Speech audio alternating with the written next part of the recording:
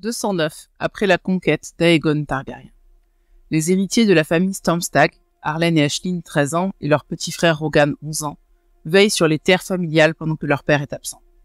Les enfants, prenant très à cœur leur rôle de seigneur intérimaire, partent à la recherche des chèvres de la laitière, échappées suite à l'orage de la nuit précédente. Leur quête les mène à la rencontre de Chèvrefeuille, une enfant de la forêt, qui leur donne une potion censée pouvoir soigner tous les maux.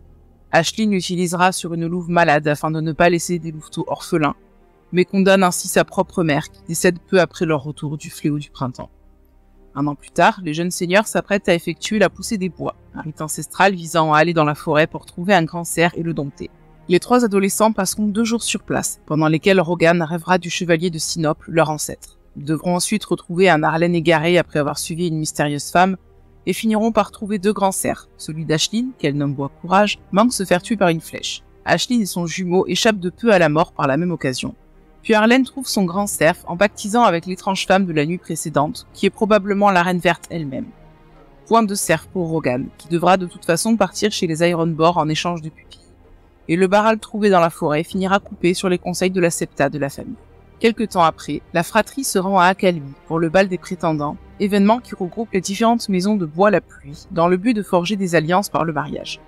Très vite, des affinités se créent. Arlene jette son dévolu sur la belle Aurore Mertins, qu'il manque tuer à cause de son grand cerf, Blanc Vengeur. Celui-ci éventre la Dulcinée d'un violent coup de corne avant de se faire euthanasier par son maître, qui ne peut supporter la faute. Rogan a un coup de cœur pour la jeune Mira Wild. Il se retrouve obligé d'épouser lorsque le père de celle-ci apprend qu'elle n'est plus vierge, et ce, même si le rouquin n'y est pour rien.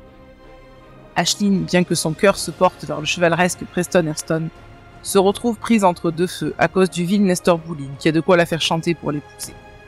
Afin d'échapper à un mariage forcé, la jeune Stormstag propose à ses 2 prétendants d'épouser le vainqueur d'un tournoi qui les opposera.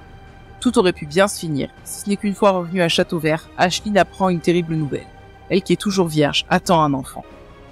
2 mois plus tard, le tournoi commence, mais comme bien souvent à Westeros, rien ne se passe comme prévu.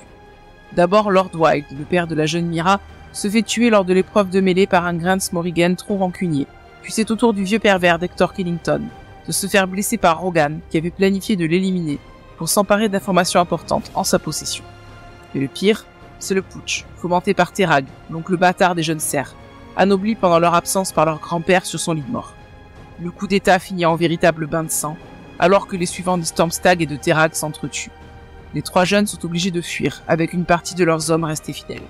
Arlene est en sécurité chez sa promise Aurore, tandis qu'Aisling prend ses quartiers chez son futur époux Preston.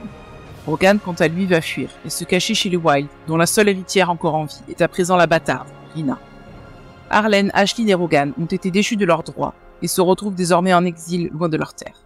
Reprendront-ils leur héritage des mains de leur oncle? Vous le découvrirez en suivant leurs aventures lors de la saison 2, seulement sur Time to Roll.